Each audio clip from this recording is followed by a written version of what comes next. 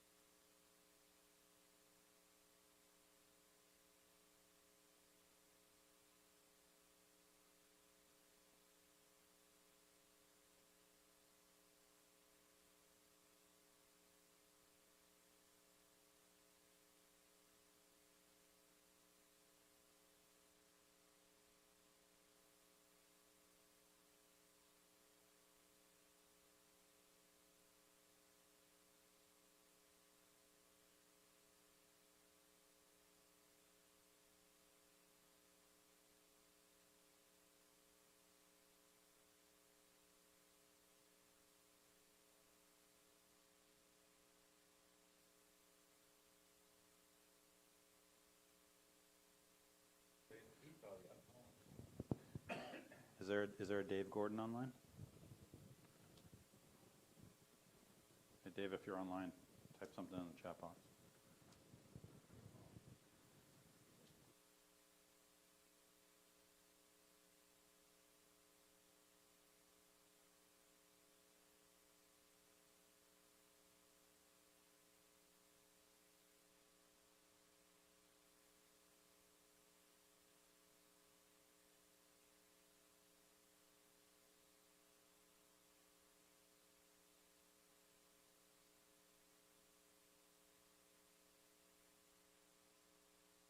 So for everybody that's online, I'm going to explain it here in a second, but since you're already there, yes, the Slido link that you see online, if you have a phone, you can point your phone at it, the QR code, and take a picture, and it'll open up a web page which will allow you not only to answer polls, but you can also do Q&A.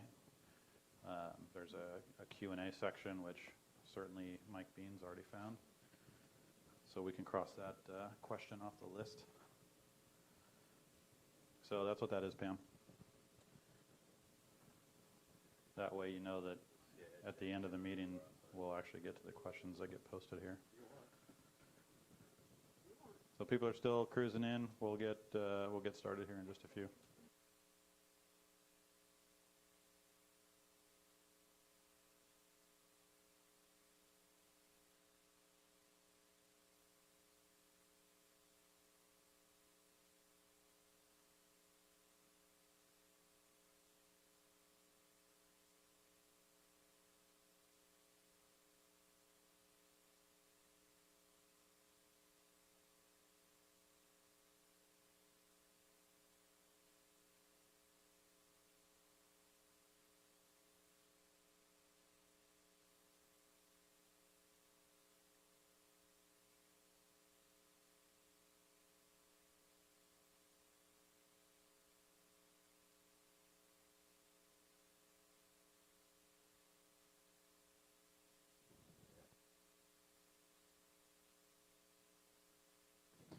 Pam, yes, you can still see the meeting through the YouTube channel. I would imagine you're probably already online. That's how you're sending messages.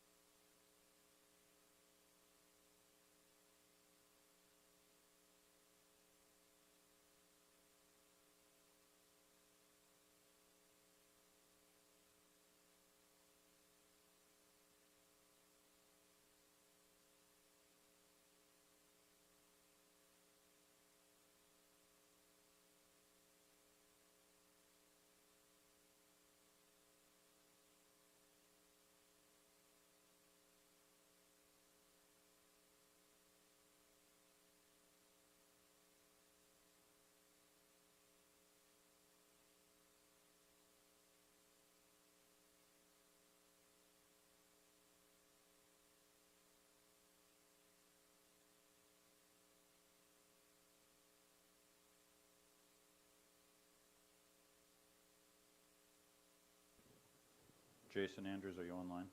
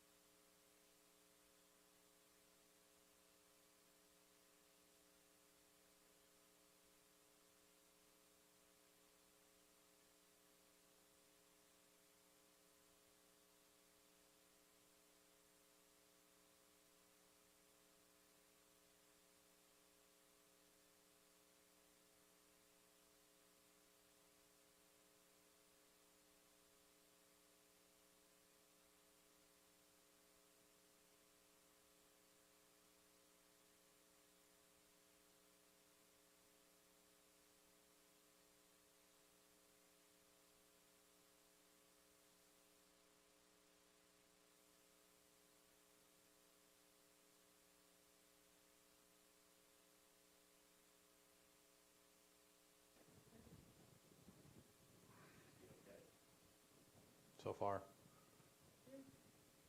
Slowing down. I mean, All right. Says right here, reminder, Thursday 17th, safety meeting, dinner 5:30, meeting at 6:30. have you seen any of the emails that I sent that say 6 o'clock? Reading, yeah, it's overrated. We always do it at 6:30. Oh, my God. And I even put the link on and everything. You put 6:30 on the +1 page, didn't you? Or did you put 6?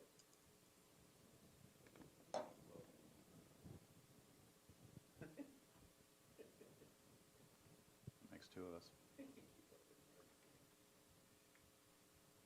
so many avenues. All right, so, was it safety? Yeah, live event stream. Yeah.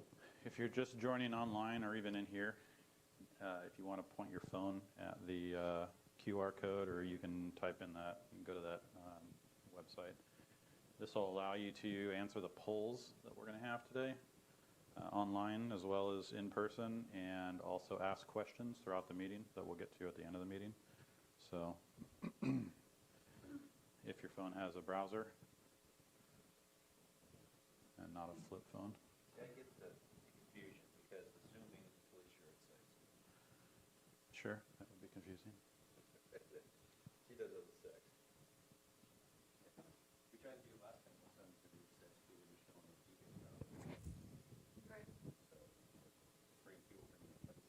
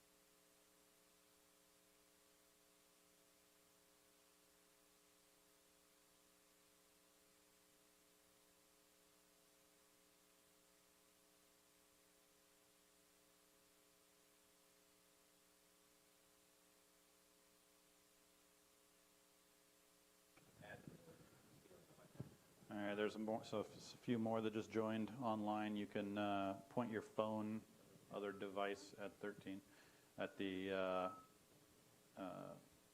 QR code that's on the screen, or you can go to slido.com and type in that code at the very top. That'll allow you to access the polls that we have for tonight's meeting, as well as send your questions if you have questions that you want to have potentially answered at the end of the meeting. You can post those in there. Oh, it's right here. Oh, here comes the coffee and the bar. Great. Oh, shoot, I wasn't supposed to say that.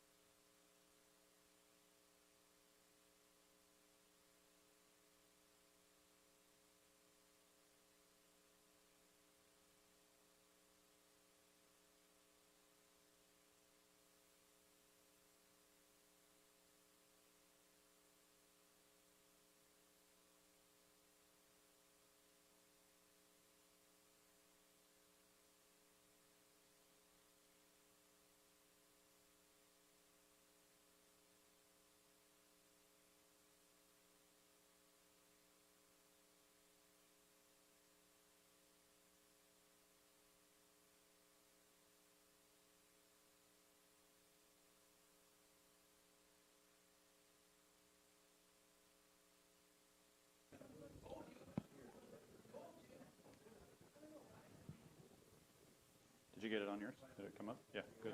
Cool. All right.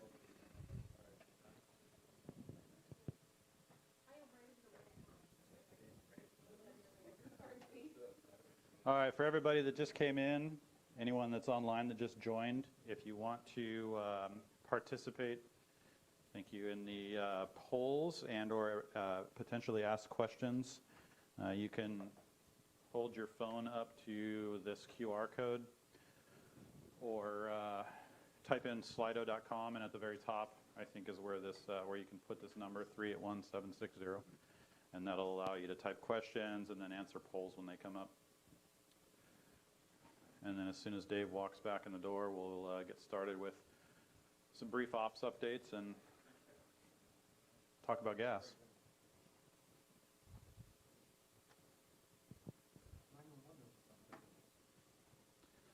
Well, depending on who you talk to, I mean, it's kind of a, everybody thinks it's going to be 911, but it's been 911 for like 50 years. I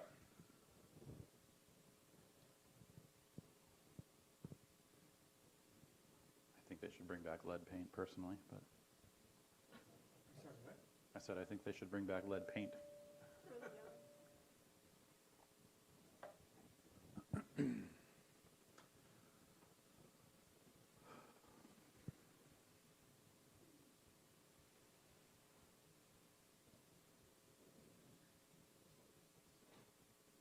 Are you security, Brad? Are you security? Yeah, you. That's a perfect spot.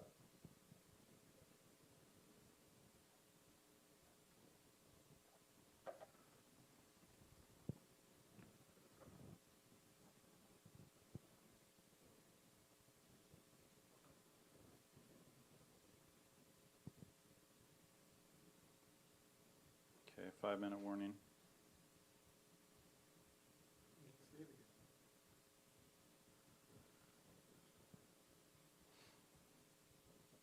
He's probably out getting more cheesecake again. And he eats it before he comes in here. Exactly.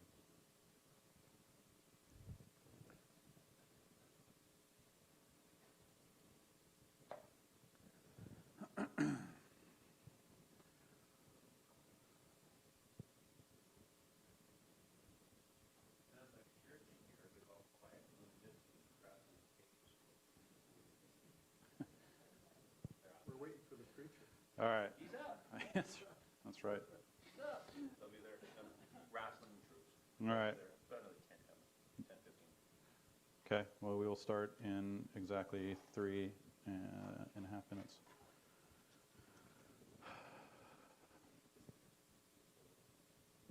You got, yeah, okay.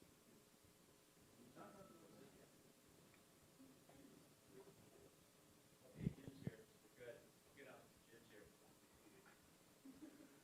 Another Jim's here.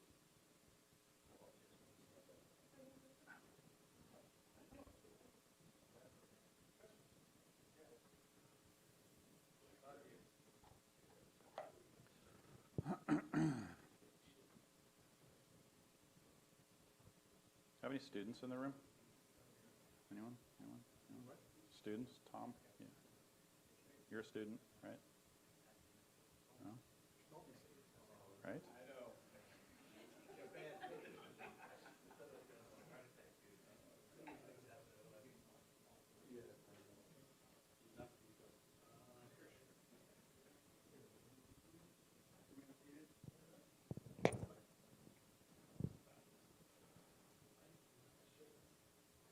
Oh, I didn't think they would let you come in here, Bob, after the shoot, the video shoot. You're able to come and visit with us. Oh, yeah.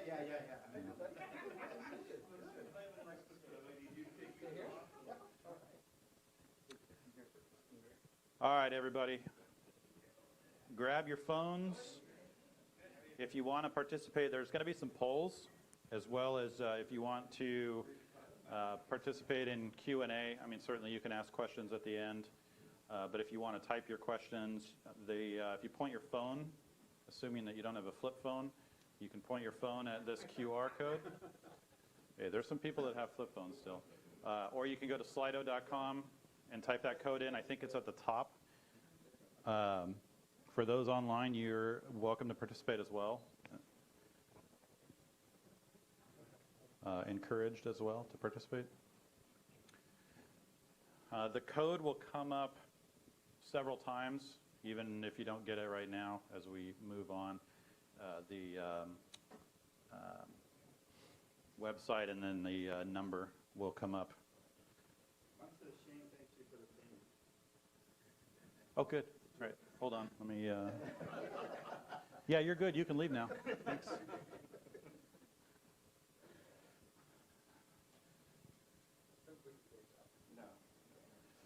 All right. So like I said, as the polls come up, you'll have an opportunity. Ideally, you do it now because we're going to go pretty quick through the polls. We're not going to spend a whole lot of time on them. But the URL, if you haven't clicked by now and pulled that up, you don't have to type your name in for Q&A. You can send anonymous, which I'm sure Glenn Daly will do if he's online. But you can type your name in if you want. All right. Where's my ops guy? That's supposed to be, okay. I swear you can never keep up with that guy. All right, so I'm going to start kind of sort of slowly, and I'll try to get through the ops updates, and we'll see where he is. Because he's, yeah, you. All right. So Dave's going to talk about some ops updates here. We're going to run through that pretty quick, and then we'll talk about bad gas. You have to turn it on, too, FYI.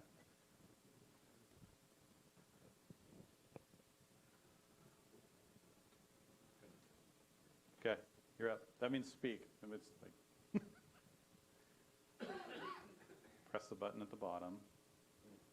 yeah. Hold it down. Hello. There you go. Okay, good job. Okay, Ramona, as of now, does no longer has any club airplanes. The Cirrus that was up there is at Gillespie, and the 182 or the 172 moved on. So, if anybody wants to buy an airplane and try to put a Ramona, we're open to it. It's just, it was nice to have a presence there, but we just could never get it to go. It's just too far out of the out of the footprint, so to speak. So anyways, you won't see anything at Ramona unless someone wants to buy something. The county ordinance, I think a lot of you guys, I don't know if that's going to have an effect. I think the lawsuits already went in on that. Anybody familiar with that, with the county, what they were doing? San Diego County. So the Board of Supervisors met last Tuesday to discuss what they call the prevailing wage ordinance. I'm not going to waste a lot of time on it, but basically, if you're going to be doing business on county property, you'll have to pay a prevailing wage, which is based on what the Teamsters pay. And so, trying to unionize, basically trying to unionize the county. The big problem with for us in the club, per se, is the businesses on the airport are now subject to this ordinance. And since the county takes over, it has the impact of harming the FAA grant money that the airports would get, which would be for Ramona, Palomar, and Gillespie. So it could have a hard impact on the economy of the airports. We were talking about this in some ways. If these airports lost their funding, they could go the way of Brownfield. It's just people will pack up and leave. Of course, the lawsuits came out immediately afterwards, so we'll see where this goes. We did get our insurance renewed. We were actually fortunate in the fact that we only got a 7% increase. They were going to try for 14, but we ended up getting it down to 7. So basically, it's cost of living. So we did pretty good. But the reason why we only got 7% is because a lot of the hits that we would have normally sent to insurance went to IDP. You guys know that IDP is funded with the membership dues. So we paid for quite a few ground loop incidents, prop strikes, gear up issues when you're in the parking spot and you see if the gear works. 36 grand. Anyways, that's your dues money. Okay? And we don't have an infinite amount of money, so if IDP gets bled, there's one way to refill it, and you know what that is. Dues go up. So we need to be extremely, extremely cautious about how we treat the aircraft and try not to do some, hey, y'all, watch this, and then something bad happens. Yeah, exactly. Watch this. So please take care of them. Let's try to keep our rates as low as possible. New aircraft, we put on a 170 at Montgomery Field. That's Paul Miko's airplane. If you want to fly it, it's a beautiful airplane. Reach out to him.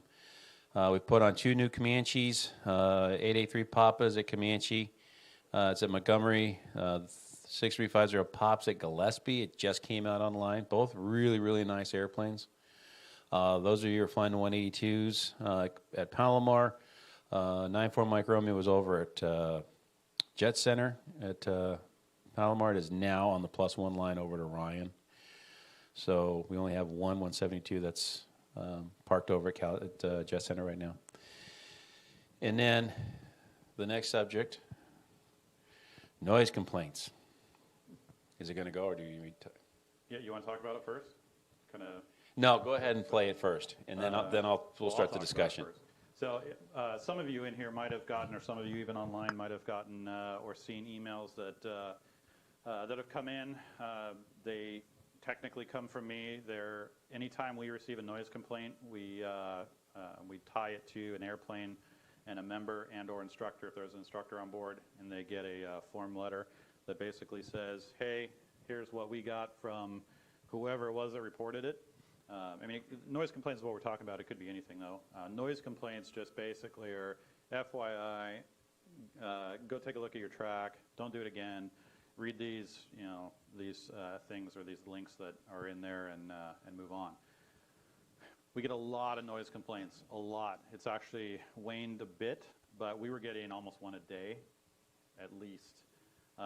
So for those that don't think it's a big deal, we've got some, this is what we have to deal with, so hopefully everybody online can hear it.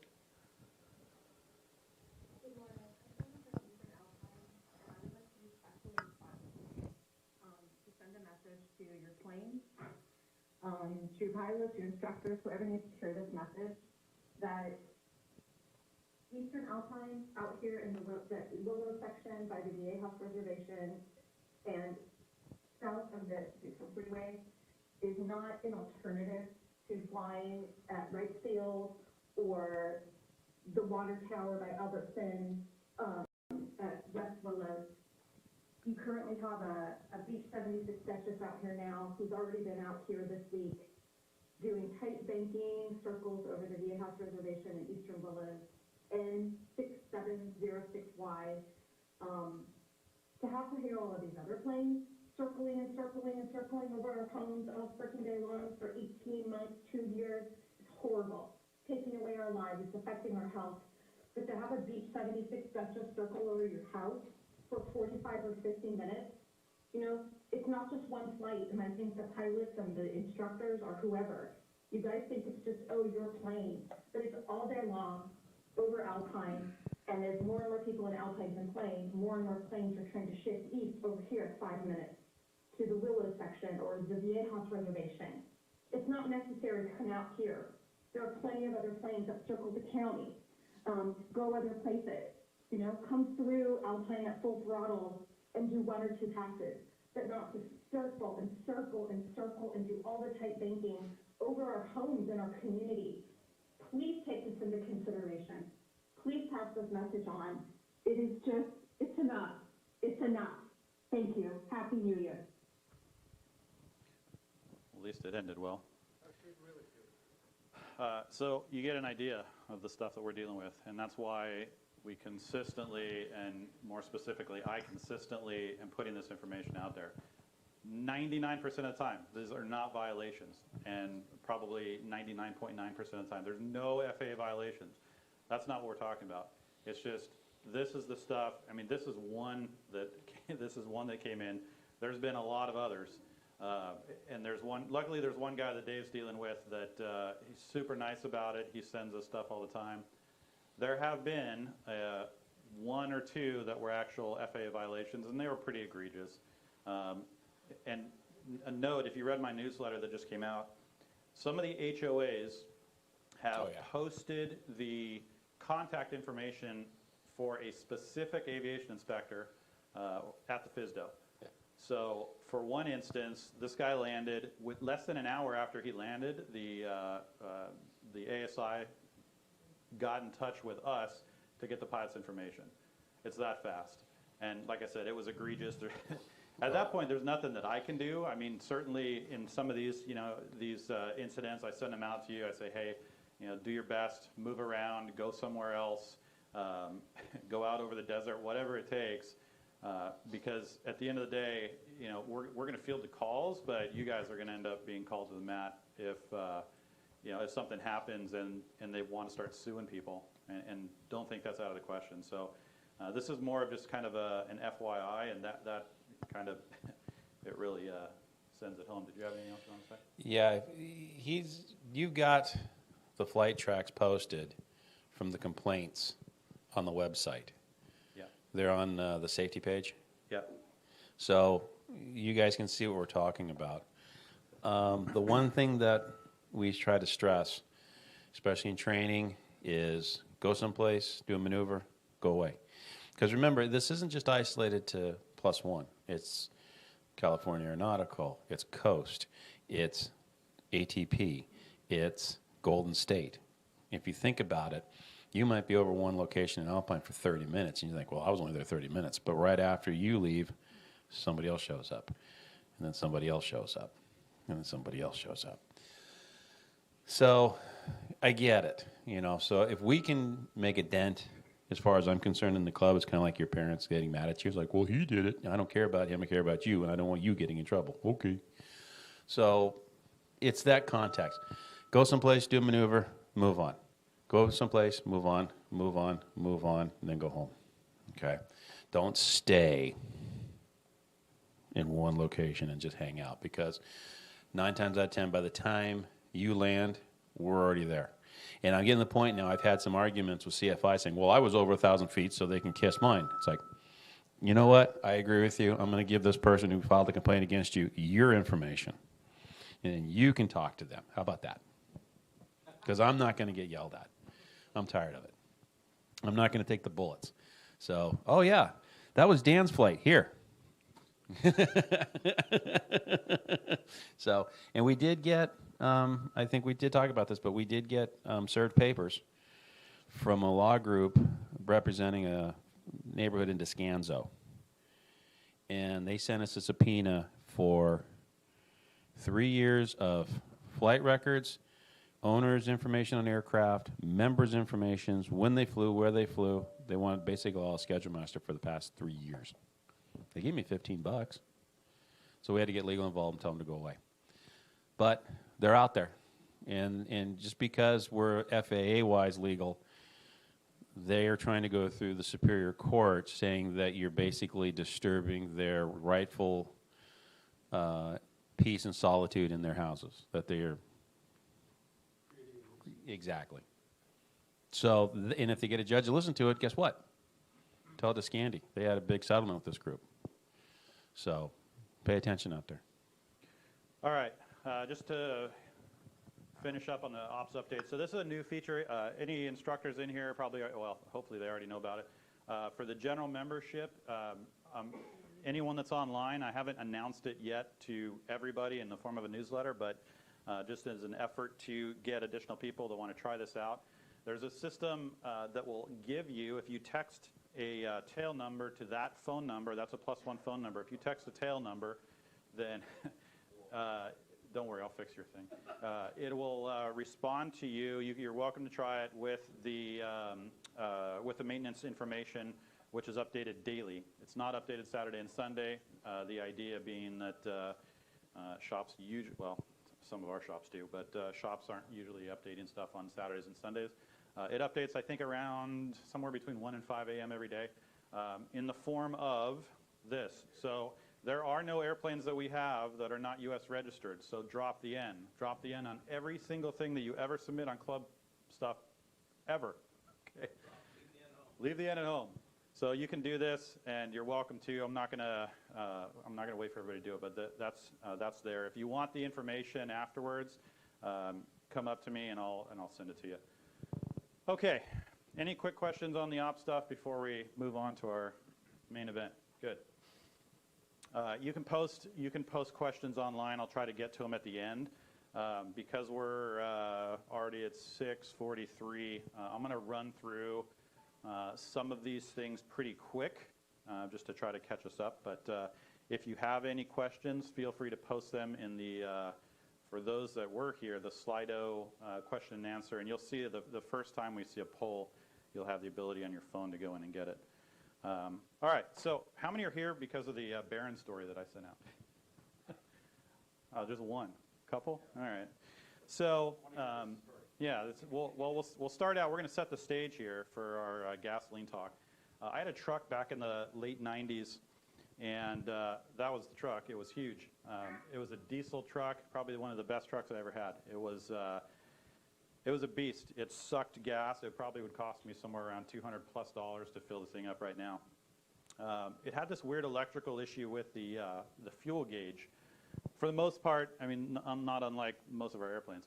For the most part, the fuel gauges were pretty accurate, but on occasion, it would start doing this weird thing, and it would just start going back and forth, and I would have no idea how much gas I had in the truck. So usually it wasn't a big deal. I would remember, okay, I got to take a mental note. I'm starting to do some weird stuff. I got to get some gas. On this occasion, I was driving through Newport Beach. I was heading south on one of the main roads, and the truck started doing this weird thing with the fuel gauge, and I could not for the life of me remember how much gas I had in my truck. And that was before I got smart. Still really not there, but anyway, that was before I started setting the trip meter, so I would know how many miles I had. As I was driving down the road, this truck just started doing this. It started making this terrible noise, and then it started to stutter, and I knew what was happening. I was going to run out of gas. So luckily, there was a parking lot on my right. I pulled into the parking lot. As I pulled into the parking lot, the truck died, and I coasted into a parking spot. I'm in a diesel truck that there was no way I'd be moving this thing by myself. That was before cell phones, really, if some of you young people can remember those days. Probably not. But I didn't really have any choice. I knew there was a gas station, probably 4 or 5 blocks back, whatever it was. So I knew there was gas back there, but I didn't really, at the time, I don't think I had any money to go buy a gas thing, fill it up. So I called AAA. I had AAA come out. He came out, 30 minutes or whatever, and he said, "Hey, I got some gas. I'll get you on your way. I got 5 gallons. That's basically all we can give you, and I just need to grab your card." I said, "Okay, it's in the truck. I'll grab it." He said, "Do you mind if I start filling up while you get your cards?" "Yeah, it's fine." So I walk into the truck, and I grab my card, and I turn around, and he's filling my truck up with gas. Gasoline in my diesel truck. So I told him, I'm certain that I was absolutely polite about it. I said, "This is a diesel truck. Stop." Okay. So he did, and it turned out we figured he put about a gallon, maybe a gallon and a half. He felt really bad, so he kind of scurried off. He said, "I have no way to get you diesel. We don't have diesel. We don't carry diesel. Sorry, have a nice day." So I sat there in the parking lot for a few minutes trying to figure out what to do, and then finally said, "You know what? I'm a few blocks away. How bad could it be?" So I turned on the truck, and it started eventually. I think I probably almost blew the starter. It took forever. But it lit, and I started, the parking lot was pretty huge, so I was going through the parking lot as much as I could, and the truck was the whole way. And then I finally had to go onto the street, and I could barely get up. I could not put any gas. The accelerator wouldn't do anything. I got up to, I don't know, maybe 10, 15 miles an hour. And as I'm pulling into the gas station, it's on my right, so I had to cross over all these lanes of traffic. As I'm pulling into the gas station, I put it in neutral, shut it off, and coasted up, and started to fill up the truck. So I filled it up, and I figured, all right, if I dilute it enough with diesel and gas, it's probably going to be okay. And pretty much it was. It took like 20 miles or so to eventually get the thing to start running well. And that thing went on to drive over 300,000 miles before I actually sold it, and then it kept driving after that. The engine was amazing. So fast forward about 10 years. That is the Baron that this gentleman, he needed, I don't remember exactly why, but he needed an instructor for some reason to go up to NorCal with him. That picture doesn't really do it justice. It's the only one I could find. A beautiful Baron. Okay, beautiful Baron. And for whatever reason, he wanted to go up. I think it was Hayward that we were going up to.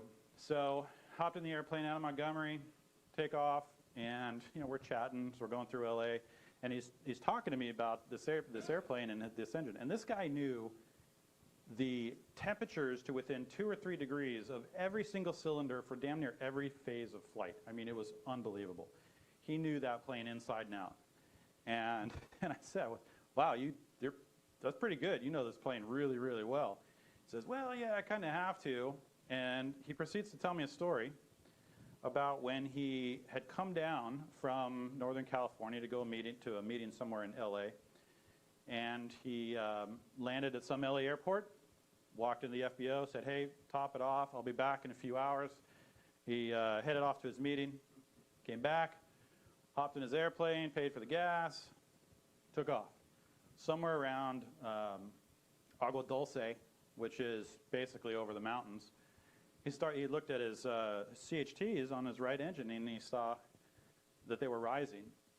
Normally you're flying along in the summer, or usually in the summer, sometimes I guess in the winter, and you see your CHTs rising. They're kind of slowly rising, and you're thinking, all right, I've got to speed up, put the airplane, pitch down, whatever. This wasn't one of those times. This was it's approaching 600 degrees. Oh, holy crap. So he feathered the engine, the right engine. He declared an emergency, and then he started heading for Mojave. Well, as he's doing that and making that turn, of course, he's now focused on that left engine. That's all he's got left. And it starts doing the same thing. And luckily, he was high enough that he was able to pull the power back and he put it in a descent and said, I'm going to Palmdale. And he luckily was able to land uneventfully at Palmdale. I mean, aside from the gentleman that met him with the big machine guns. But aside from that, he landed and the engines were toast. Turns out, as they did the investigation, that the fuel truck thought it was a turboprop. So they put Jet A in that gasoline engine. So here we have one engine that was diesel that had gas put in it. Everything pretty much turned out fine.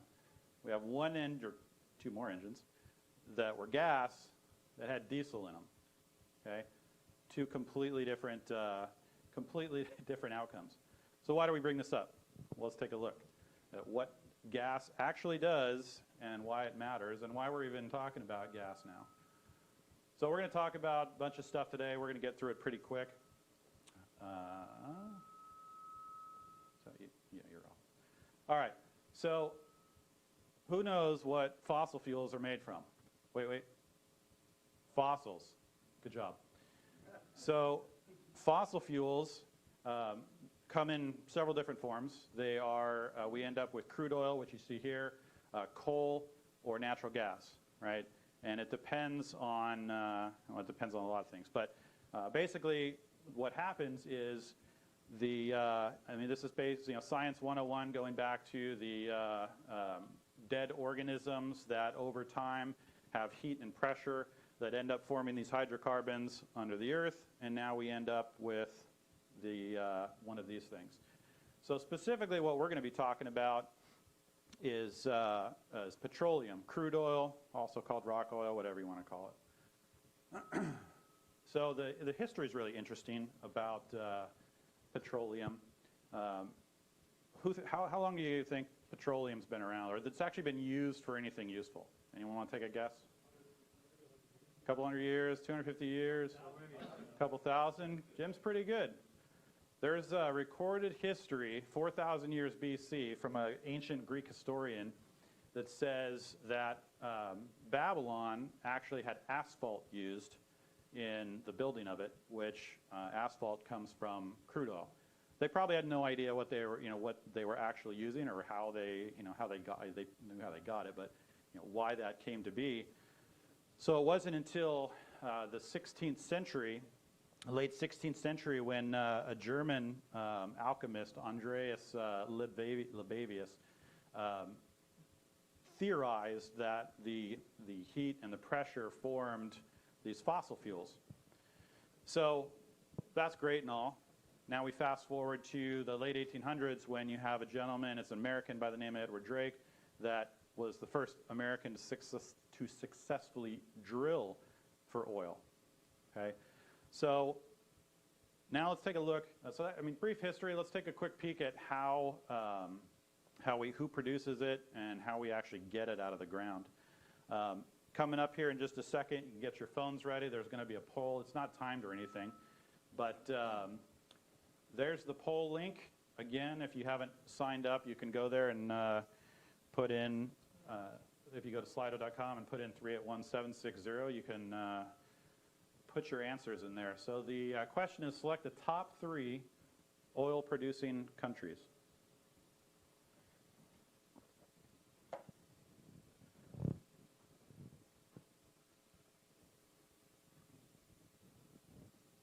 We got one response.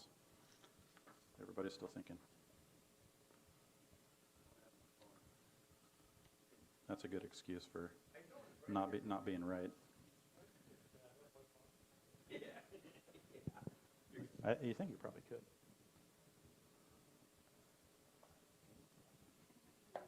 The I need the Jeopardy music.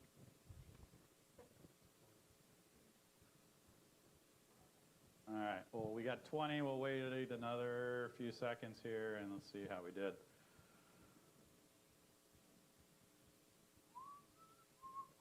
Cool, there's 25, 27. Oh, it's going up now. 30, whoa. Glenn must have figured out how to use it. All right. Wow. Good job. Okay, so would it surprise you to know that the U.S. is actually the top producing oil country in the world? And that comes, and I'll tell you why here in just a second. U.S. produces about 19% of the overall oil, and then you have a slew of the other countries, which any oil producing export country, also known as OPEC, have the everybody's heard of OPEC. Nobody likes them. That have this organization that sets oil prices, basically. Obviously, the U.S. is part of it, but anyway, OPEC is, the rest of the countries are part of that. But U.S. production is pretty big. So the reason being is how we get this black gold, how we get this petroleum. We figured out a long time ago, actually in the 1800s, how to get it better than the normal method that most everybody knows. So the first one is drilling. Everybody's seen these. If you ever fly out to Bakersfield, you see these oil derricks out there that drill. If you think about drilling, it's basically you're drilling vertically, right? It's simple. You go down, whatever they hit comes up through the well, and then you end up with the crude oil. Well, the Americans discovered how to not only drill down vertically, but also drill horizontally by using what a lot of people have probably just started hearing about is fracking. Fracking, also known as hydraulic fracturing, goes down vertically, but then also horizontally, and they shoot high pressure, usually water and some combination of water, through this well to fracture the area around it, which increases the surface area to actually pull that oil to come in. So we get a lot more crude oil from being able to go horizontally. There's a lot of controversy about it in general. But those are basically the two ways that we get oil, okay? So now that we have this oil, and there's just a picture of the fracking, what that looks like. How is petroleum, how is that converted to gasoline? Let's take a look. Let's see how you guys do.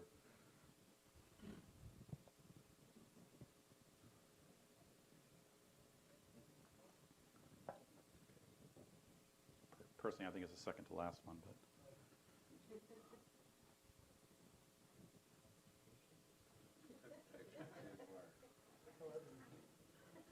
Can you help him? Many have tried.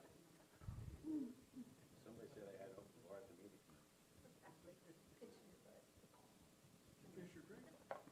Yeah, the ice. I'm really curious how many people chose constipation.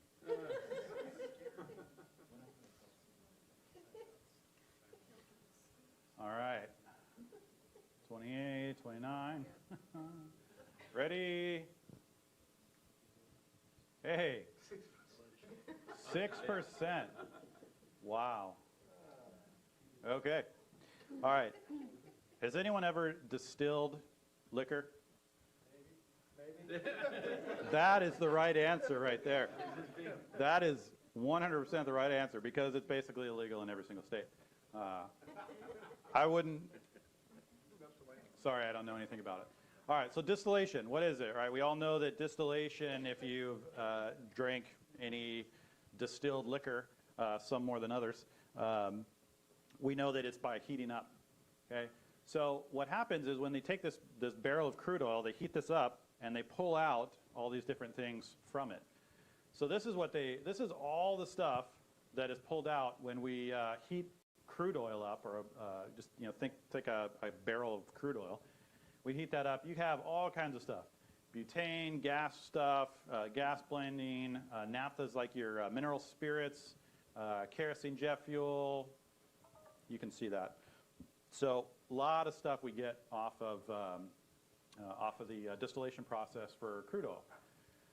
So then we look at how much of certain things are pulled out. Now you can see, so it's about 20 gallons of gas are pulled out of a 42 gallon barrel, 42 gallon drum rather of gas, a 42 gallon drum of crude oil, 20 gallons of gas, about 12 gallons of diesel, 4 gallons of jet fuel, 6 gallons of other stuff.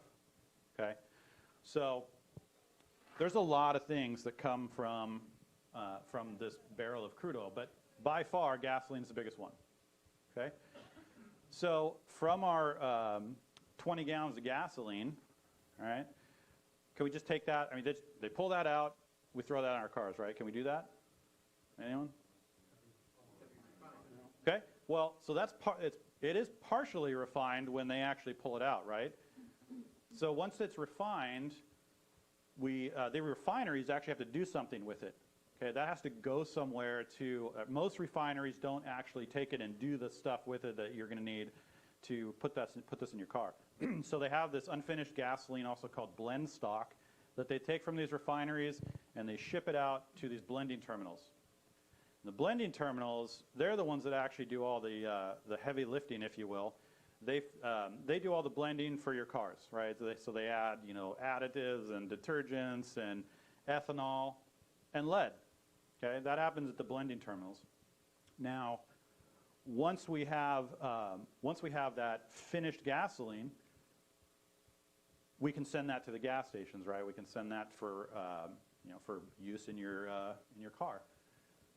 But how many of you? I would assume everybody's filled up with gas. Does anyone have an electric car? Oh, good. Trent, you have an electric car? Seriously? Okay. All right. So he does. So nobody wants to admit that they have an electric car. That's fine. Anyway, so once it gets to the gas stations, there's still options, right? It's not just we blend it and there you go, you have gas, right? There's several different options, and if you've driven to other states, you've probably seen that there's even more than the 3 that we typically have here. So the finished motor gasoline you'll see here, it accounts for over 50% of the blender's production here. So now that we have all that, we've got that to the gas station, okay, is all gas that gets sent out to these variety of gas stations, is it all the same? So let me ask you this. You fill up with gas here, right now, today, February 17th. You drive to New York. Along the way, you fill up 100 different times, okay? Or if you have a truck like mine, you probably fill up 300 different times. Is the gas going to be the same? And let's just say we put in, whatever, 90 octane or something like that. Is it all the same? Why not? Anyone want to take a stab? Okay, yeah, so there's a lot of, there's different states, different state laws, but more importantly, depending on the time of year, the gas is going to be different. Does anyone know why? Anyone want to take a shot at why that might be? Because what? Don't mumble. Because you're. So we have to pay more. That's very true. So what happens is a little bit too early. When they're blending the gas, there's a lot of factors involved. Of course, the state's regulation, but most importantly, the EPA, because they don't like pretty much anything to do with gasoline at all. But has anyone ever tried to start their car in the winter and it was really hard to start? An older car probably, right? So the reason why that is because of vapor pressure. If you have a higher vapor pressure, the higher vapor pressure during the winter is going to allow that car to start easier. And they do that by adding butane to the gasoline. So when they add butane, butane actually ignites better. It's better for colder starting, but the drawback of that is when you put butane in, you end up losing some miles per gallon because it doesn't have as much energy, okay? And it pollutes more. So the EPA, they really don't like butane, so they change the standards every so often. So you could go through, I'm just throwing out random numbers, but you could go through a year and say there's 10 different standards because, as we warm up, they're going to lower the vapor pressure, they're going to pull out the butane, and now we have different blends, and the car's easier to start in the summer, right? Because that vapor pressure is basically is determined how easily the fuel evaporates at 100 degrees Fahrenheit. So, so now we have that done. Now, think about this, if you're flying your airplane and you fly from San Diego to New York or Chicago or something, do you want to have your airplane gas blends change every single place you stop? Yeah, probably not, right? You want that stuff to be consistent everywhere you go. Okay, so cars can handle can't handle things a little bit differently. We can't really do that here. That's a picture of Carson, California. Most people have flown over that or around that. All right, so we have a lot of options at the gas pump. We have different octanes. So what do you think the octane number represents?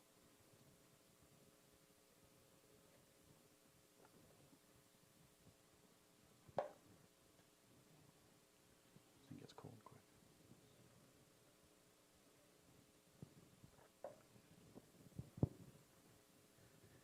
Using Greg's logic, it's number 1. Yeah.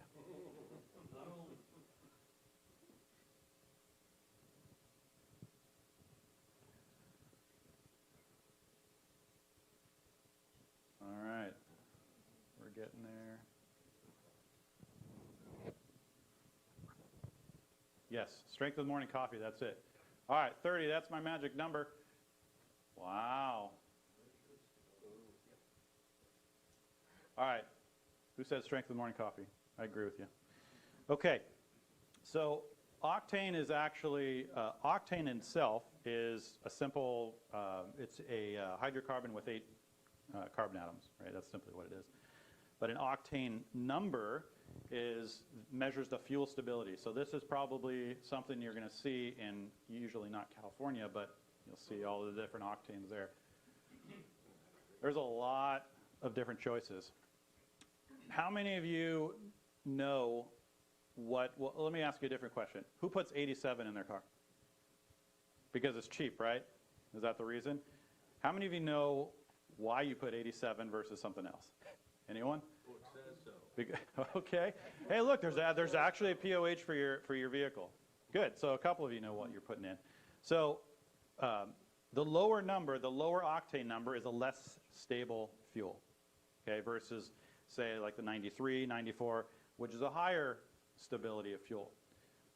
So what does that actually mean? The octane number represents so it represents fuel stability, and those that talked about pressure, there actually is some thought about that, but or some component of that that's true. The measurement is the measurement at which the fuel will spontaneously combust. Okay, so is that good for humans? Spontaneous combustion? Probably not. I don't think I've ever heard that's good for people. So it's probably not good for your airplanes either, right, to have spontaneous combustion. So when we have spontaneous combustion versus normal combustion, what happens? Oh, wow. Do we have any student pilots in here? No, nobody wants to raise their hand. We should all be student pilots. I think we all should be. So the lower octane, right, the lower number, the less stable fuel that we put in our cars or our airplanes, if we actually put in a lower octane fuel into our airplanes, is going to be less stable, meaning that the chance of spontaneous combustion in the cylinder is going to be higher. So, and that's right, detonation. Also known as knocking. They call it knocking because of that noise, right? So that's your normal 4-stroke engine. So on our normal 4-stroke engine, we have our intake stroke, and then from our intake stroke, we have our, let me wait till it gets back there. There we go. So then there's our compression stroke, right, where all of the fuel and air mixture is being compressed up to almost to the top dead center, which is what they call it when the spark ignites, the pressure increases in the cylinder, and you have power. And then there's the exhaust stroke, and rinse, repeat, and it happens again. So detonation is what happens when the fuel-air mixture, after the spark ignites, but before the normal combustion occurs, the mixture spontaneously combusts again. Really bad, because when that happens, really, really high pressure is in that cylinder, and you could have engine failure, okay? So think about that in terms of, again, your octane. The lower octane, the less stable fuel. The higher octane, the more stable fuel. It's different than pre-ignition. Pre-ignition, kind of like it sounds, is where that similar process occurs where the combustion, the mixture ignites before the spark goes off, okay? So they call that dieseling as well. Let's take a look. It's a quick video. Oh, turned off. It will ignite the mixture of air. The plug-in that goes into the engine contains electrodes, and they are set to a gap or distance recommended by the manufacturer. Since a spark has to jump a set distance to achieve the best ignition, the farther or closer the gap distance is from that recommended, the less efficient the spark and engine performance will be. Plugs that become covered with deposits from combustion can degrade an engine's performance. You'll probably see an excessive mag drop if a spark plug is fouled. Have your mechanic check if you suspect a problem with the engine spark plugs. Normal combustion occurs when the spark plugs ignite the mixture of air and fuel in the cylinder, which then burns progressively from the spark plugs outward and produces a smooth downward pressure on the piston. Two problems that can occur inside an engine cylinder and cause abnormal combustion are detonation and pre-ignition. Detonation occurs when the fuel and air mixture is subjected to very high temperature in the cylinder and the spontaneous combustion point of the mixture is reached. When this happens, the normal progressively smooth combustion is replaced by a sudden explosion, which produces extremely high pressure, frequently in excess of the structural limits of the engine parts. The explosion so sharp that it's often described as the equivalent of hitting the piston with a hard blow from a sledgehammer. It's hard to hear when detonation is occurring in an aircraft engine due to all the other aircraft noises, but it shows up as an unexplained loss of engine power and overheating. Detonation may be caused by using too low a grade of fuel, climbing at too slow an airspeed, which creates excessive heat, or using too lean a mixture with a high power setting. Pre-ignition is the uncontrolled igniting of the fuel and air mixture before the time the spark plugs are set to fire. This may be caused by excessively hot exhaust valves or spark plug electrodes heated to a glowing state as a result of detonation. When pre-ignition occurs, the piston is still rising to the top of the cylinder when ignition takes place. Ignition exerts a downward force opposite the travel of the piston, creating severe structural stresses on the engine. The big difference between detonation and pre-ignition is that if detonation is happening in one cylinder, it's likely happening in all cylinders of the engine, while pre-ignition may be present in only one or two cylinders. Probably the most reliable indicator of pre-ignition is loss of power. The way to temporarily stop detonation and pre-ignition is to promote engine cooling by reducing power, enriching the mixture, and if the airplane has them, opening the cowl flaps.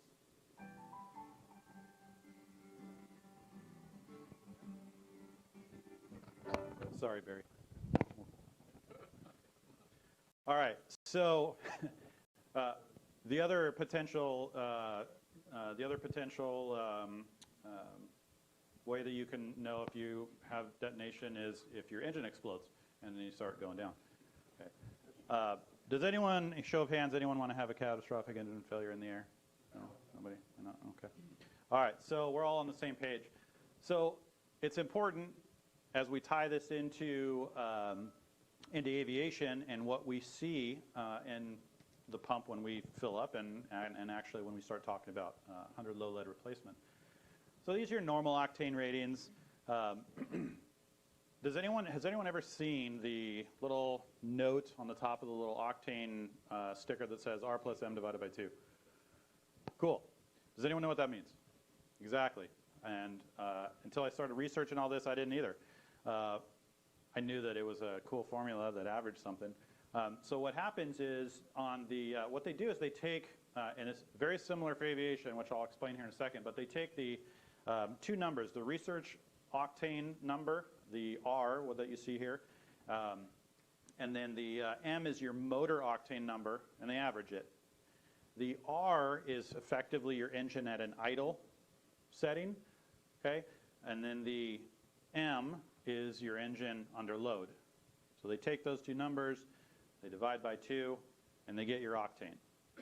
It's very, very similar to how they do and establish the 100 in the 100 low lead for that octane. They take a lean mixture, which is similar to your R number, and that's basically your engine at low power, if you will. And then they take a rich number, which is similar to the motor octane number there, and they determine what those two numbers are. So the rich number is your engine under load, okay? Where are you going to see your engine under load?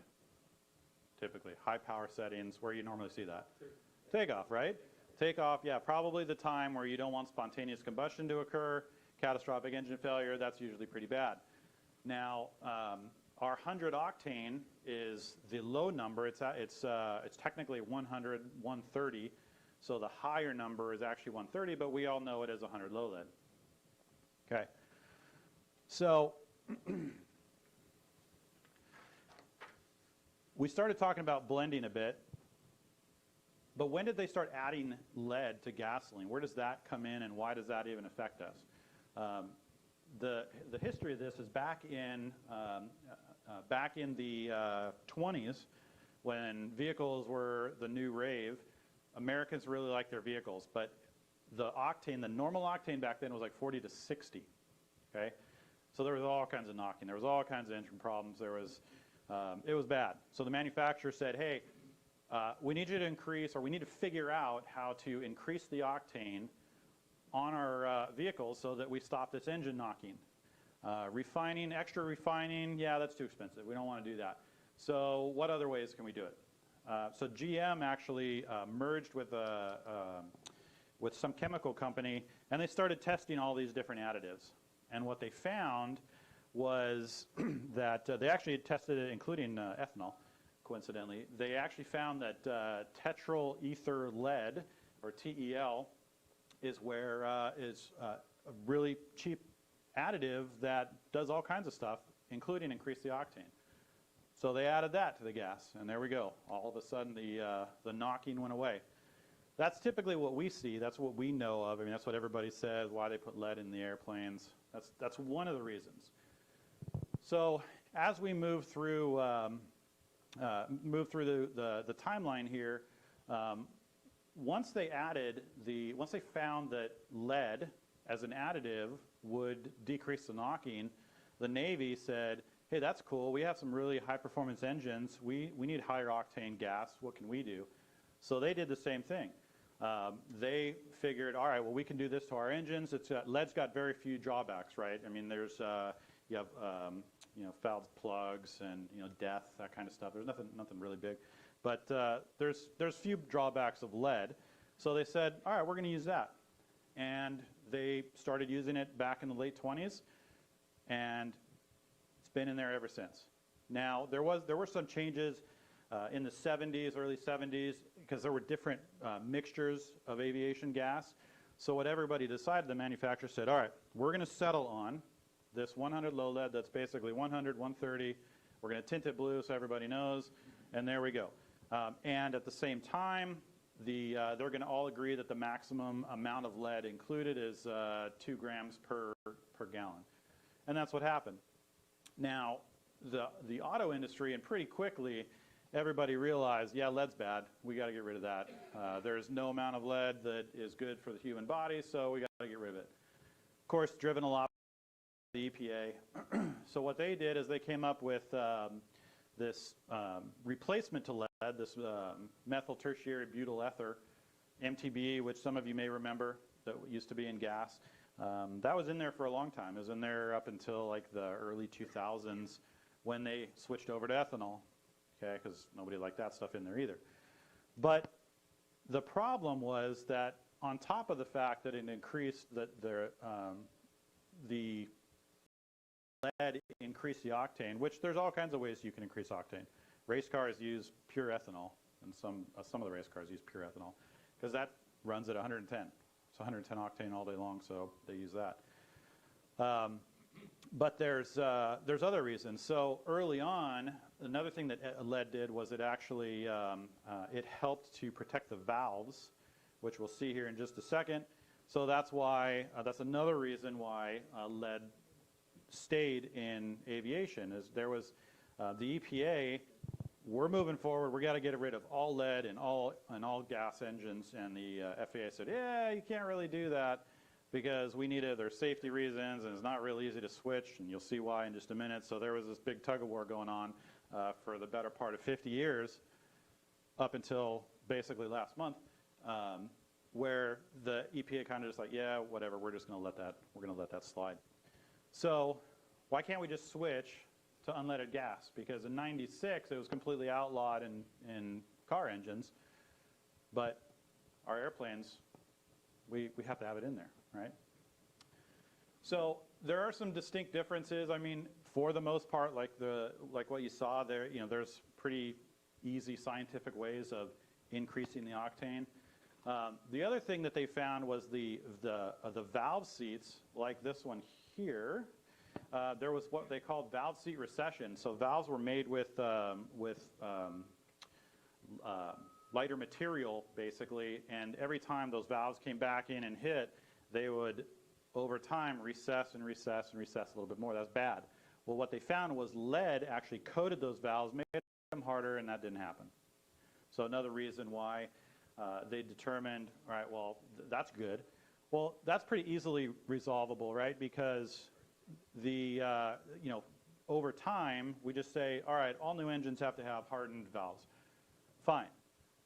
But what's the average age of the GA fleet versus the average age of your vehicles? We have 10 years, your 10-year typical replacement cycle, where somebody gets a new car, and then whatever new safety features, everybody's got all the new bells and whistles. Well, with GA, it's over 40 years. So does anyone here fly an airplane that's a piston engine airplane that is older than 1990? Older as in, newer than 1990? Nobody. So, newer. I can draw you a pic. You want me to draw a picture? That might help. So, newer than 1990, right? Nobody, basically. We all fly older airplanes. And that's part of the reason. Now we can certainly replace these engines, all right? Engines have TBOs. They go through this, they go through the point where you're going to replace it anyway, so why not just throw gas in there? And basically the engine manufacturer can say, all right, unleaded gas is okay. And in fact, 14 years ago, that actually happened. So unleaded gas has actually been approved in GA airplanes for a long time. Okay? There's a brief history of avgas there. Back in 2008, Lycoming had a press conference at Oshkosh and said, guess what? We're going to approve unleaded gas in most of our engines really soon. And they did. There's actually a service bulletin which has gone through a bunch of iterations. It's right here. It's several pages, and it's all their engines, and every one of them has approval for unleaded fuel. So what's the problem? Why can't we just switch over? So there's a little bit more to it. There's actually a lot more to it than that. When they were doing this MoGas approval, so let's go back to what we talked about with the blending. They said, okay, we're going to approve motor gasoline, right? Their engines are better. The valve seat thing isn't an issue anymore. What was one of the problems we were talking about earlier with gas and octanes and blending? Anyone? Okay, but assuming the octane is okay, if you're flying from here, where you got unleaded gas and you're flying from here to New York. Yeah, they're not the same, right? So they overcame this and they said, all right, look, we're going to take the, ASTM is who puts out these standards, American Society for Testing Materials. They put out the standard for all of the gas. And these standards changed, and looked at him and said, you know what, stop. We're going to take this standard here, because we're going to use that as our baseline, and that's what we're going to use to approve. We can't have any ethanol in there. We can't, there's no other additives. So there actually is, on this paper, on this service instruction, there is an engine-only approval for all of these unleaded gases based on that standard. Well, that doesn't really do any good if you can't find it, first of all. And second of all, it's what they call an engine-only approval. So why is that important?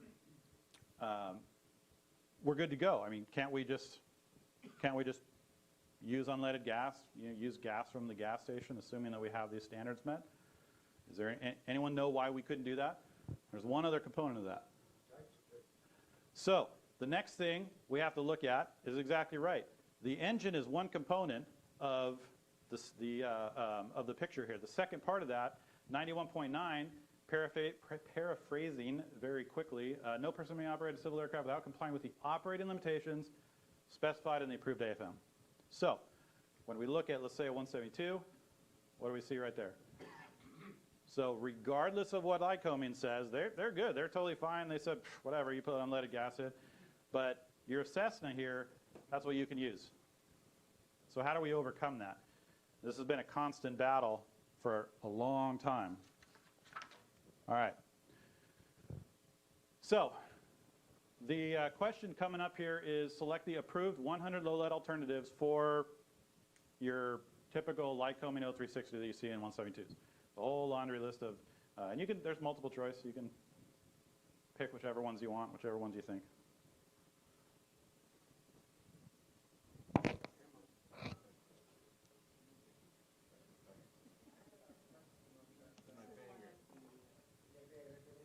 Okay.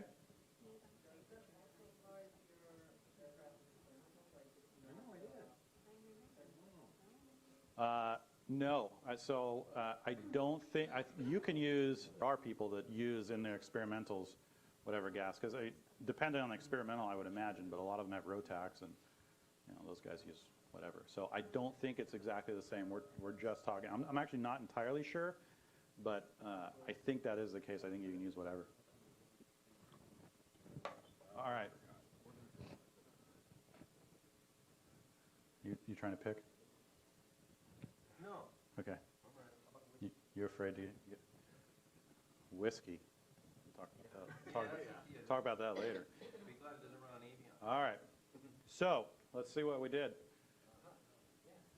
Every single one of those is approved in that service instruction for use in that 0360. Every one of them.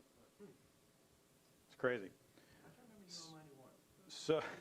So why can't we just do it? What options do we have? Well, 100 VLL was a standard that came out, which is basically, I mean, it's still leaded gas, but it's less of it. How many of you have seen 100 VLL at pumps? Exactly.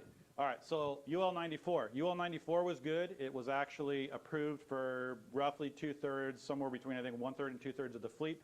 Yeah, not too bad, but still not everything. Everybody here has seen UL 94 in different airports, right? Nope, still haven't seen that one. Okay, how about UL 82? Anyone seen that one? Probably not. All right.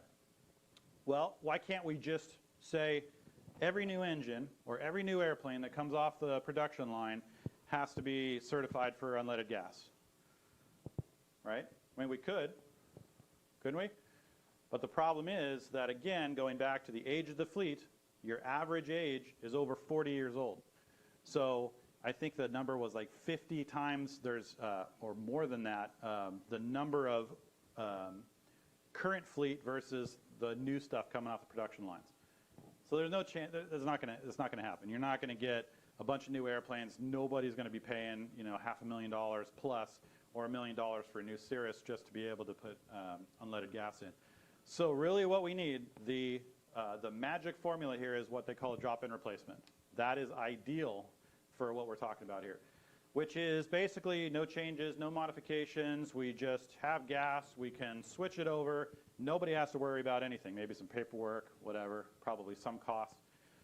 So let's take a look. In 1990, the Clean Air Act was passed by the FAA, which said, we're getting rid of all these lead gases, okay? The FAA actually went to work pretty much right away, and for the next 15 years, they tested 245 fuels, and they figured that 45 of them would actually potentially could replace 100 low lead. And guess how many of them made it to the final round? That's how many? 0. They couldn't do it. They could not satisfy all the requirements.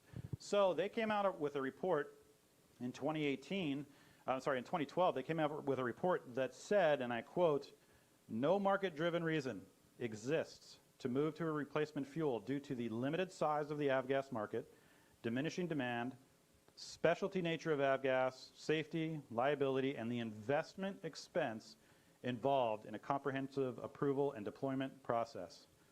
No market-driven reason. Nobody wants to do it, okay? So Congress said, all right, fine. In 2018, when they did the FAA Reauthorization Act, they said, you have to commission the National Academy of Sciences to come out with a study that says, all right, we need to find options for lead replacement, and we need to find out how lead is hurting all the people that are around the airports. And they did that, and actually last year is when that report came out. So has anything changed really between when they started in 95 in GA and now? Not really, right? So what are they going to find? They're going to find exactly the same thing. There's no market-driven reason, and that's really what it comes down to switch over, okay? And here's the reason. We have 167,000 GA airplanes, approximately 230,000 worldwide. How many vehicles do you think are in the U.S.? 276 million vehicles in the U.S. So you're Mr. Entrepreneur, and you're going to say, all right, I can go here, and I can come up with a new 100 low lead replacement, and I can have a customer base of 167,000, maybe 230,000. Or I can go over here and do all kinds of other stuff and spend millions of dollars and have a customer base of $276 million. Which one are you going to choose? Exactly. So this is the reason, this is one of the reasons why it's just, it's a market-driven thing, right? Nobody wants to do it. And the other reason is that, again, the turnover and the fact that we have the older fleet, but there's a few other reasons here. When you look at the economics, let's say an airport has to increase their storage, right? Now we have to have 100 low lead, but then we have to have another fuel farm for whatever, UL 94, and maybe another one to the tune of $100,000 for every single one of those additional fuel farms, excuse me. So the Department of Energy estimates the average gas station profit margin is 2.5%. Okay, 2.5%. So let's just use that number with avgas because that's really the only one you can that I could find to measure this. But so to put a $100,000 piece of equipment in there, for every $100,000 in sales, that's $2,500 bucks, right? So if you had $4 million of gas that you pumped into airplanes, you would have just your original return on your $100,000. On top of that, let's just say the price is $6 a gallon. That's 667,000 gallons of gas. Or for 172s that have 40 gallons, that's 17,000 times that Mr. Small little podunk airport that nobody ever goes to is going to have to fill up just to return the investment on that $100,000 just to get somebody a little bit of extra gas. How many people are going to do that? It's not going to happen, right? Nobody's going to do it. And aside from the fact that we have 30% of the high-performance aircraft use 70% of the fuel because of the more fuel burn, the higher performance engine. And on top of that, 62% of the owners, 62% of the avgas market is private. So we got a bunch of owners in here. How many of you are going to say, all right, whatever you guys tell me to do, I'll do it. I'll spend thousands and thousands of dollars to replace my 172 and get an STC or do whatever I need to do to go to unleaded gas. Are you going to do that, Jim? No. Yeah, no, you're not going to do it. Nobody's going to do it, right? So it's not looking really good. But we still have to, I mean, people still want to get rid of lead, right? We all know, I mean, there's been a lot of studies that say lead's bad. Everybody knows pretty much that lead's bad. So there were a lot of contenders early on. Shell was one of those contenders. They pulled out. They said, yeah, this isn't viable. We don't like it. Swift Fuels was another one. They actually pulled out originally. They pulled out from the organization, the FAA group that they put together because it was probably because it was a big bureaucracy. So they pulled out originally, but you'll see here in a second they actually came out ultimately with a replacement. And then there's GAMI, who a lot of you probably heard of, especially if you fly higher performance engines. So Swift rather, has been working on a replacement for 15 years. GAMI's been working on a replacement for 11 years, right? That's how long they've been doing research on this stuff. So Swift Fuels, they actually came out with a replacement. It's UL94. It's been certified for a long time, right? How many of you have seen UL94? There might be one or two hands go up. Nobody's seen it, okay? Well, there's a big reason why. So first of all, UL94, yeah, it's good. They tested it. It could replace, and you could look at the service bulletin, and that's one of those fuels that could actually replace 100 low lead. The problem is that it's only for 68% of the fleet. So it's only for basically the lower performance engines. The higher performance engines that need the higher octane, they're SOL at this point. Okay? So, you know, it takes an STC to basically get that approved. And it was super reasonable, $100. $100. They have this, what they call the forever STC. So if they have newer technology, they're going to keep giving you an STC forever, right? $100. That's not, I mean, that's nothing. That's, you know, I don't think we've ever seen an IDP claim for $100. So that's nothing. But again, they can't really, you know, there's a couple problems. Number one is the 68% of the fleet. Number two, nobody's seen it. Nobody in this room has seen it, even though it's been approved for 7 years. Okay? So they came up, they had an announcement last year, I think it was in July, a lot of announcements last July, and they said, hey, we're ramping up our distribution. That is from San Carlos, where you'll see 20 cents cheaper than 100 low lead. They actually have it there. So here's a map of the current, as of yesterday, the current distribution of Swift fuels. There's a huge population, well, huge, that's not really huge. There's a bigger population in the Midwest because that's where they're based. Super easy to get the distribution out, right? So there is California there. Let's zoom in on California. How many are in San Diego? Yeah, exactly. How many are in LA? So we have 4. We have 4 in California. They're all up in Northern California. So we have distribution issues and the fact that it only works in 68% of the fleet. So GAMI, is everybody here familiar with GAMI? Has anyone flown with GAMI injectors? So GAMI is General Aviation Modifications Incorporated. A couple guys that found it, arguably one of the smartest aeronautical engineers out there. George Braley is this guy's name. He came out with these GAMI injectors. I had them in my Cirrus. It was amazing. They say, do this flight regime, send us the data from the flight. We're going to tailor these fuel injectors for your airplane. They send them back to me. They put them in there. Unbelievable. These guys are amazing. It's an amazing company. They do good stuff. So they had a potential replacement for 100 low lead. They started testing it on these high-performance engines. They tested it on the 390, the 540, and the Continental 550, which you see in the Cirrus. They tested it with twin turbochargers at 41 inches manifold pressure, which is insane. That's huge.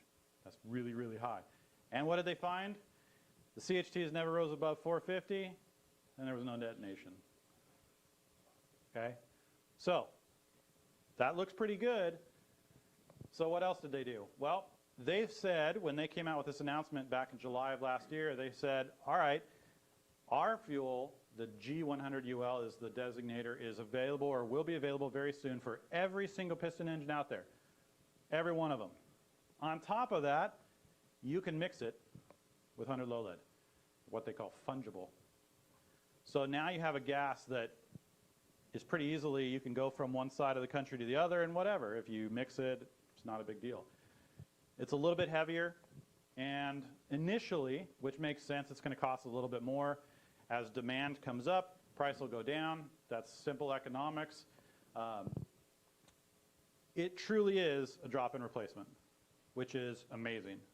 So the other part of this, when they had their announcement, they said that they just signed a distribution agreement with Avfuel, the biggest global supplier of aviation fuel, who is going to manufacture and distribute their gas. My bet is on these guys right here. So some of the benefits that owners are going to see on this, which actually are, they're pretty good. Less fouled plugs. You're going to see increased TBO. So what they're saying, the estimates are 25% or more. Because of the fact that now you'll start to be able to use synthetic oil, and when you use synthetic oil, you're going to be able to lower your CHTs, and eventually cost of ownership is going to go down. Okay, that's good for us if we're just flying rental airplanes, because if cost of ownership goes down, potentially the prices could go down for rentals, potentially. And TBO, that's huge, right? I mean, TBO is a recommendation, but if you're getting longer and longer wear out of your engine by not using lead, that's a good deal. So how fast are we going to be able to do this? Well, this is what I was talking about earlier, when after 25, 30 plus years, 40, almost 40 years, the EPA finally won the tug-of-war contest, and they issued an endangerment finding, which is what everybody was trying to avoid. And they basically said, effectively what it is you got to get rid of of leaded fuel, period, end of story. That's it, okay? And they're engaging in a study. The study's supposed to be out next year. And I think what's going to happen is they're going to say, okay, the fuel has to be replaced everywhere within 10 years. But my guess is you're going to see this way faster. So the GAMI estimation is 4 years, and I think they'll probably hit it, because as soon as they start I mean, the fact that you can just start mixing this stuff, and the fact that this is available for basically every single engine out there, I think these guys are going to win the race.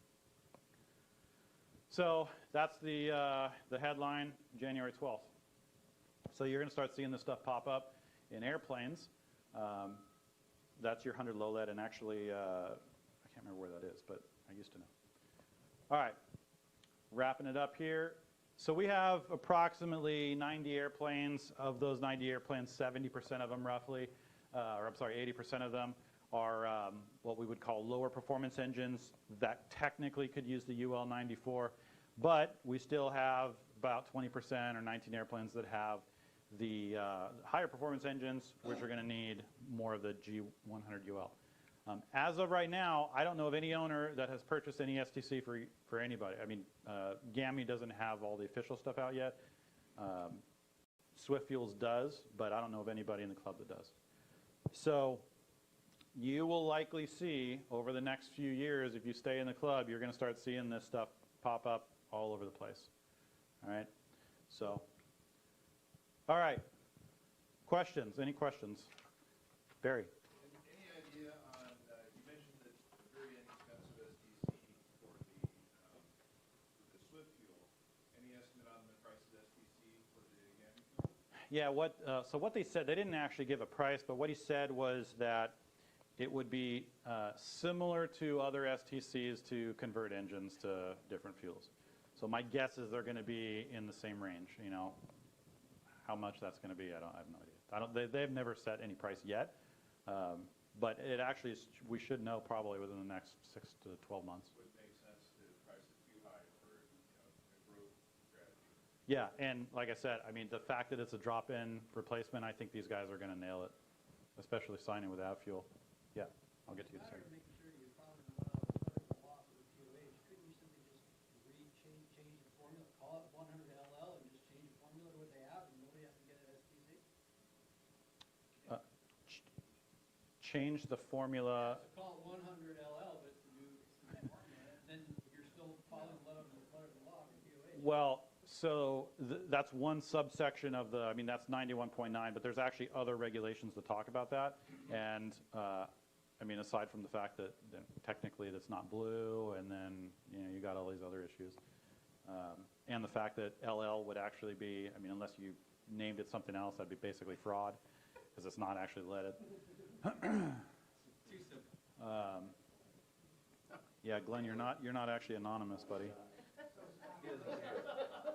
Well, he's not that smart, so. No, it's actually, that's a good question. It's not blue, it's, so it partially depends. If you mix it, it's more like a yellow.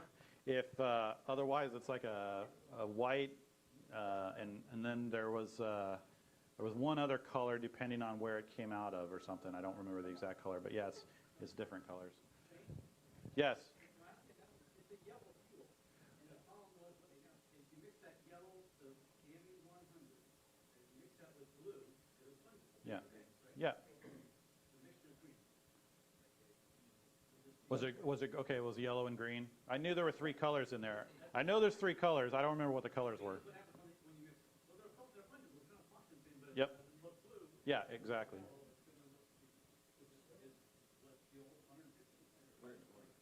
Yeah, I mean, it's everybody's been taught, look for the blue, and we're going to have to change some of that strategy. Certainly, that's going to have to happen. Yeah, was there, Bob had one. So when you talk about a drop-in replacement, does that include the infrastructure at the airports, like the storage tanks and everything that are already existing? So the good question, there's been some talk about that, and I didn't really find any good, any solid answer that says, yeah, we're going to use this, because of the fact, so what I can infer is that they could do that because it wouldn't be, the tanks wouldn't be, they won't have to worry about like lead contamination. But it wasn't entirely clear to me. I would think that there's probably going to have to be some changes, but I don't know yet. So, yeah, it's a good question. So yes, they did talk about water. Yes, they actually said that water isn't as much of an issue. I mean, certainly a lot of water is, but yes, it is still detectable. He did make a point to talk about that when he was talking about there was a presentation, Red probably was there. If you were at Oshkosh, there was a presentation about it. So there's a bunch of stuff in there where he talks about water, and yes, it's still detectable. There are some, a few little differences that he talked about with regards to water and how it, and how you see it, but I don't remember exactly what that looks like. Was there another one back in the back, Bob? Excellent job by the way you research it. Good one, Jay. One thing comes to my mind. I remember going on setting one of my students on a check ride, and the examiner said to him, you know, I saw an airplane crash one day, he said, because they weren't around watching the fuel that was being put in cross country, and they poured jet fuel into what should have been general aviation fuel, just burned all the bearings right out. The airplane crashed. I think a good note to tell people is that, you know, our students, to let them know that if they go on a cross country, make sure they know what type of fuel is going in that airplane, especially when you got a truck coming in and jet fuel with general aviation. Yeah. Anyone know why that is? Why jet fuel? So back to the issue that we had where the guy's engine almost blew up. Anyone want to take a stab at it? Well, certainly. So the average octane of jet fuel or diesel, there is a difference, is 20 to 40. So if you remember your octane lesson, that's pretty unstable. So it's going to heat up really quick. Was there another question? Yes, sir. Yeah, I think I read somewhere that the FAA was looking at doing an on-the-spot STC for those occasions when, you know, folks were flying into an airport that only had G100, they didn't have the STC. I suppose it's possible. I mean, knowing how fast the FAA works at other stuff, I don't know how they could say anything's immediate. So, I mean, it's possible, but yeah, it'd be a little bit weird. All right, any other questions there? So there's just a couple online.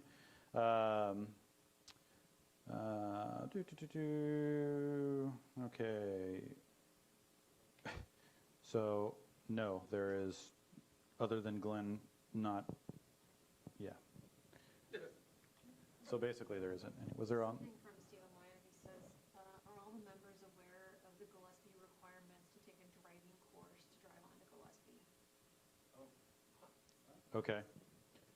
Apparently, there's a driving course to drive onto Gillespie now. I heard about it. We put it on, I think we put it on schedule. Yeah, I don't. I'll put it, Steve. I'll put it in the next newsletter. I don't think it's, I don't know when they're gonna do another class. Yeah. I don't know if they're doing, they Yeah. have scheduling to get them through so you can drive them again. I don't know who needs to drive on it. I think it was that big of a deal. just follow someone through the gates and drive on the runways however you want to. Ferrari did that at Montgomery. Yeah, see, there you go. Yeah, he got cleared. Just don't say that I told you to do He it. got cleared to high speed. All right, anyone have any questions online? You can post them. Otherwise, that's the code. You guys are free to go or stick around. That was a good one. Well done, Jack. Nice job. Thanks. Really good.